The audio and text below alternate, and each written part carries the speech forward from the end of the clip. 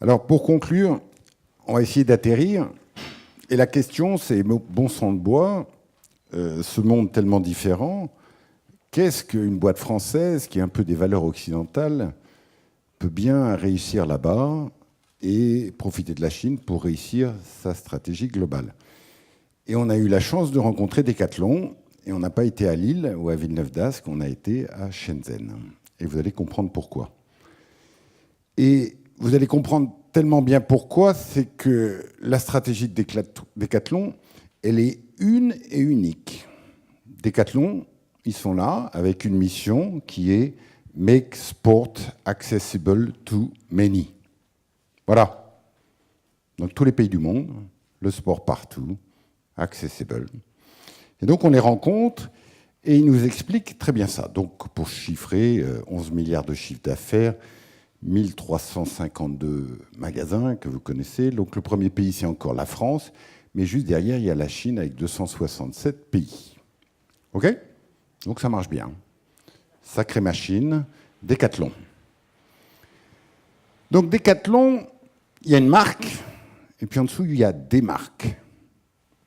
Donc la marque bleue, c'est le flagship. Donc à déjeuner, je déjeunais avec quelqu'un, il dit « Ouais, Decathlon, c'est génial. Vous ne connaissez rien à un sport, vous voulez commencer à faire du cheval, vous allez chez Decathlon. Et vous savez que vous aurez un équipement qui tient la route, de qualité, et vous n'allez pas payer une fortune. » Okay ? Donc, chaque sport a une marque. Aujourd'hui, il y en a 20, et dans 10 ans, il y en aura 100. Parce qu'il y a 100 sports dans le monde. D'accord ? Alors, comment je gère tout ça? C'est ce qu'on va voir. On va prendre l'expérience de la chaussure qu'on connaît tous. Et donc, Decathlon, son positionnement, vous voyez bien ça, il laisse les Nike, Adidas sur le haut de gamme. Lui, il prend le moyen de gamme et il laisse le bas de gamme à des mecs qui font de la chaussure. Et donc, là, c'est un slide que j'ai trouvé sur Nike, mais c'est les mêmes chiffres, ils nous les ont donnés. Pour faire une chaussure, vous avez 11 € de matière première et 7 € de coût de fabrication, on va dire en Chine. Et puis le reste, c'est les Nike, les distributeurs, etc. Et vous achetez cette paire de chaussures à 80 € en magasin. Make sport accessible to many. Donc le coût, c'est fondamental et je dois travailler mon coût. D'accord ? Mais je ne veux pas le faire à la barbare, je vais le faire de façon intelligente. Et donc, on était reçu par quelqu'un qui était responsable du développement, justement, de la ligne de produits chaussures. Et il nous explique comment on fait du product développement en Chine. Donc vous voyez, Product in China viennent 95% de Chine. Donc c'est assez logique. Hein. Donc je fabrique en Chine, je vends en Chine. Donc on a une centaine de fabriques en Chine et il y a 39 dans lesquels il y a une ambassade Decathlon. D'accord ? Et on va revenir là-dessus tout à l'heure. Et vous allez comprendre comment ça marche, une ambassade Decathlon. Et puis il y en a 4 qui sont propriétés Decathlon, parce que c'est des domaines où il n'y avait pas d'offres, notamment le vélo. Hein. Ils sont le deuxième producteur mondial de vélo, donc ils ont fait leur usine de vélo. Okay ? Et au niveau global, Made in China, c'est 48% de ce que Decathlon vend dans le monde. Et donc aujourd'hui, ils ont 800 partenaires industriels, comme ils disent. Avant, ils en avaient 3300 et ils visent 100 partenaires industriels. Et donc, dans les 100 sports, il y a toujours un centre de R&D. Et le centre de R&D, donc là pour le cyclisme, on le met à la Mecque du cyclisme. La Mecque du cyclisme, c'est les pavés du Nord, donc ça c'était facile. Mais ensuite, quand vous allez faire du cricket, la Mecque du cricket, c'est plutôt au Pakistan. Quand vous allez faire du football, la Mecque du football, c'est le Bangladesh, etc. Et donc, chaque centre produit se met là où il y a le plus d'usage. Donc, la montagne, c'est à Sallanches, la mer, c'est près de Hendaye. Et donc, pour avoir une capacité de réaction, et même quand vous allez à Hendaye dans leur centre de recherche, vous voyez les mecs, ils travaillent sur leur laptop et ils ont la combinaison de plongée. D'accord ? Et au milieu du bureau, il y a un trou et pouf, ils plongent dans la mer. Parce que je ne sais pas si vous avez déjà enlevé une combinaison de plongée, c'est quand même pénible. Ça prend une demi-heure. Donc là, il vaut mieux plonger, on prend une serviette, puis on fait le petit compte-rendu du truc qu'on vient essayer, etc. Donc c'est assez étonnant. Alors, comment on arrive à faire du co-développement et qu'est-ce que je fais en Chine, qu'est-ce que je ne fais pas en Chine? Donc, sur chacun des 20 métiers et demain des 100 métiers, ils ont comme règle, ils font un partenariat, mais ils connaissent tout de la fabrication d'une chaussure, tout de la fabrication d'un t-shirt, tout de la fabrication d'une batte de baseball, etc., etc., etc. Donc, ça en fait des savoirs. Et donc, ça, ils y tiennent absolument. Et c'est pour ça qu'ils ont créé une marque par sport. Et on propose aux partenaires un alignement par les valeurs. Alors, regardez bien ça. C'est très simple. Chez Decathlon, vous avez vu le purpose, la mission du sport pour les masses. Il y a 2 valeurs, je crois que vous allez les comprendre. Vitalité, responsabilité. Il n'y en a pas 7, il n'y en a pas 12, il y en a 2. Et ensuite, ils vont voir, ça c'était le bureau de Chine, on passait dans le bureau de Chine, Does this make sense for your action locally? My dear shoe manufacturer, my dear bike manufacturer, etc. Il faut qu'on soit aligné, mais je ne vous demande pas, vous voyez, de réfléchir. Ça make sense? OK, banco, on y va. Je suis cohérent. Responsabilité, pas de contrôle qualité chez le partenaire. Donc, c'est pour ça que ça s'appelle des ambassades. Qu'est-ce que fait une ambassade? Il travaille sur le produit de demain. Parce que la godasse, elle change tout le temps. Mais comme il doit parfaitement comprendre le manufacturing de la godasse, il est très près du fabricant. OK? Alors on continue. Time to market. Donc, time to market, vous savez, dans la godasse, par exemple, c'est le critère numéro 1. Nike, Adidas, ils peuvent gagner 1 semaine, 2 semaines en time to market. C'est extraordinaire. Et donc, il y a 3-4 ans, on les avait emmenés au CES, puis on les a revus, et puis ils avaient fait cet audit interne. Donc, ils ont dit 80% des POC sont des échecs.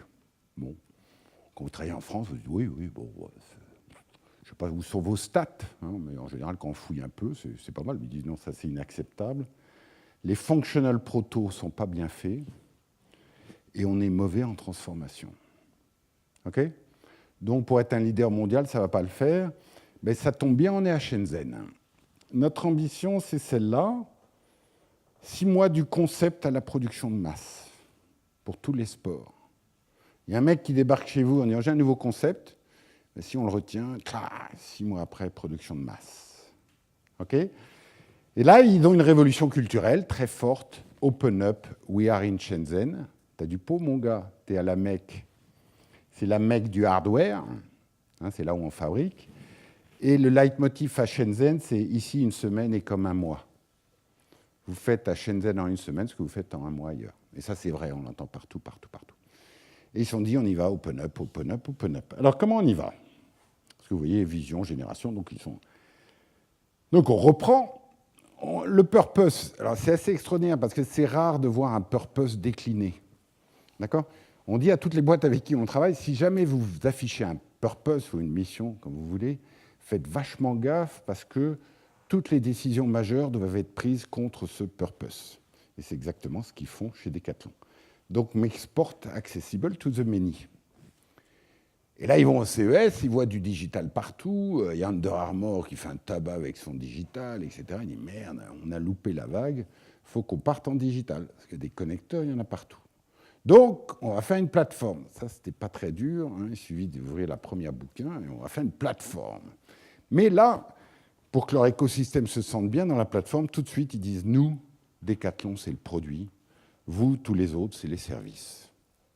Et une limpidité stratégique ultra claire. Donc, pour vendre des chaussures de cheval, pour vendre des battes de baseball, il faut des coachs, il faut des clubs, il faut des professeurs, il faut des interfaces avec des tas d'applications. Donc, je mets tout ça avec des API et ils sont en train de construire cette super plateforme qui sera à la fois user-centrique. D'accord ? Chez Decathlon, il y a une règle. Si un produit est noté moins que 3 étoiles par les users, on l'enlève. Donc, en toute transparence. Okay ? Donc, user-centrique et partenaire-centrique. Et la règle, c'est ça. Produit, c'est nous, les services, c'est vous. Waouh! Le mec, il dit, bon, c'est clair. OK, on va travailler avec vous et on va travailler au co-développement. C'est quoi la raquette de tennis dans 6 mois? C'est quoi la bombe de cheval dans 3 mois, etc., etc.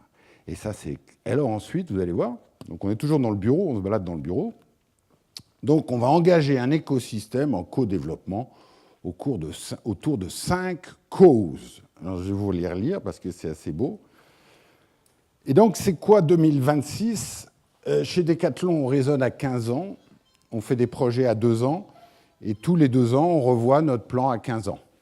OK ? Et donc on est une user-centric et product science, c'est-à-dire qu'on signe de produits, on a des belles marques. Alors vous ne le voyez pas, mais je vais vous le lire. We, teammate, user, partner, citizen, shareholder will be all winning together in 2026 if we reinforce our uniqueness by fighting for 5 causes. Je vais vous donner du sens. Première cause, do what I love. Yes, j'aime bien ça. Deuxième cause, co-create unique product. Wow, ça va décoiffer. D'accord ? Troisième cause, at store is a unique experience. Avant, ils étaient laggers là-dessus. Ils vont dire non, avec ma plateforme, je vais être winner. Cause number 4, be where we are needed. Et pour le foot, you are needed au bord du terrain de foot, parce que c'est là que ça se passe. Et donc maintenant, vous voyez les petits magasins Decathlon qui s'ouvrent. À Paris, à Convention, il y a un magasin Decathlon qui fait cette taille, d'accord, pour tous les bobos qui habitent dans le quartier. Donc on leur vend des sweatshirts, etc. Et le soir, on transforme le magasin en club de gym.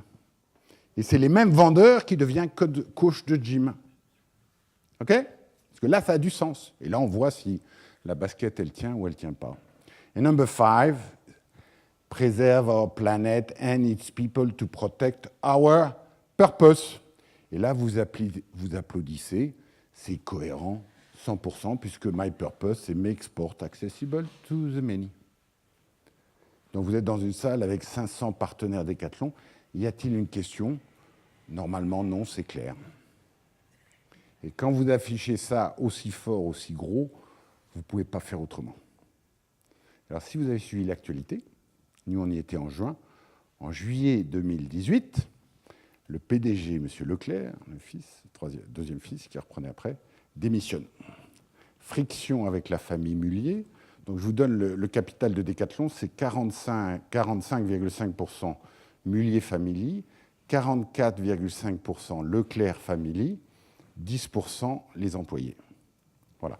Alors officiellement, c'était un désaccord sur la vitesse à laquelle on mettait les Adidas et les Nike en dehors des magasins Decathlon, mais il devait y en avoir un petit peu plus derrière ça. Et donc, quand on a des valeurs et des trucs aussi gros que ça, on n'a pas peur d'aller jusqu'au bout et dire non, les mecs, moi j'ai embarqué toute une organisation, tout un écosystème derrière ces valeurs. Si vous ne voulez pas, ça ne va pas le faire. Alors on va suivre, ça va être passionnant. Et puis derrière ça, donc vous avez vu, hein, je vous demande, vous êtes d'accord sur les 2 valeurs ? Ouais. Vitalité, responsabilité ? Ouais, on est d'accord. Et maintenant, belle entreprise libérée, on vous suggère des best practices. On ne sait jamais. Hein ? Customer happiness, employee happiness, et toi qui es au Bangladesh à faire des petites semelles de cuir, est-ce que tes employés sont happy ? Ou ils ont peur de crever parce que l'immeuble va s'effondrer ? D'accord ? Alors, voilà, we recruit people who are sportive, full of vitality, practical, helpful and stronger than we are. Are you doing the same? D'accord? We do sport and celebrate victory together. Are you doing the same? We have done the straightforward relationship between us. We are cash, man. Okay? We trust each other and accept that we have the right to make mistakes. We encourage internal promotion and zigzag career. Vous voyez le langage ? Ce n'est pas le politically correct de RH. Zigzag career. D'accord ? Entre les 3 piliers qui sont retail, production and supply. Ideally, not everywhere, ideally, every 4 weeks, we share what we have achieved through individual meeting and team meeting. Number 6, from the first day, alors vous répétez ça avec les RH, from the first day, qu'est-ce qu'il appelle? Teammates have a clear mission and are trained to perform a rich and interesting job. Ça, c'est affiché dans tous les bureaux. First day. OK? I make decisions close to where the consequences are felt. Innovation lovers, I decide quickly if a decision is reversible. Every day is a new starting line. We share the profit we create. We co-own the companies through the shareholder scheme. We love to make butter with water. Belle expression. Okay? I make no concession whatsoever when it came to people's safety internally and externally. My dear partner, are you doing the same?